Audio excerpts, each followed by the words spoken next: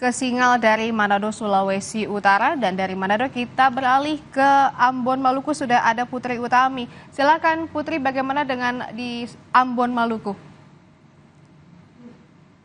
Ya, baik. Terima kasih. Selamat siang, Desi dan juga saudara.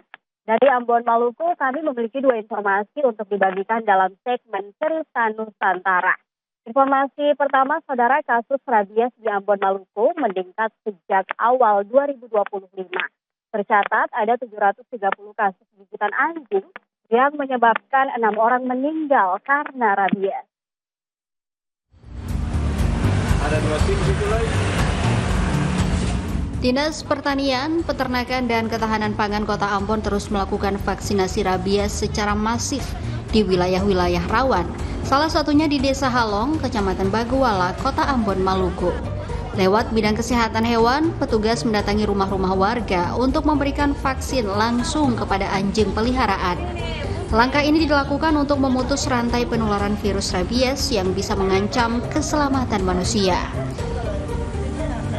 Hingga saat ini, vaksinasi telah menjangkau sekitar lebih dari 30% dari total populasi anjing di Kota Ambon yang tercatat sebanyak 11.000 ekor. Warga pemilik anjing pun diimbau untuk segera melaporkan hewan peliharaannya yang belum divaksin kepada petugas terdekat agar segera mendapatkan penanganan. Antusias warga sangat bagus untuk pelayanan kami untuk vaksinasi rabies untuk daerah Halong.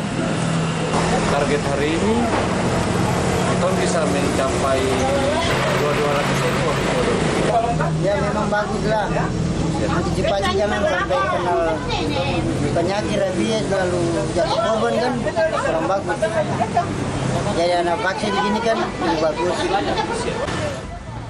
Tingginya angka gigitan anjing terinfeksi rabies yang telah merenggut 6 nyawa dalam 4 bulan terakhir menjadi peringatan serius bagi pemerintah dan warga untuk lebih waspada.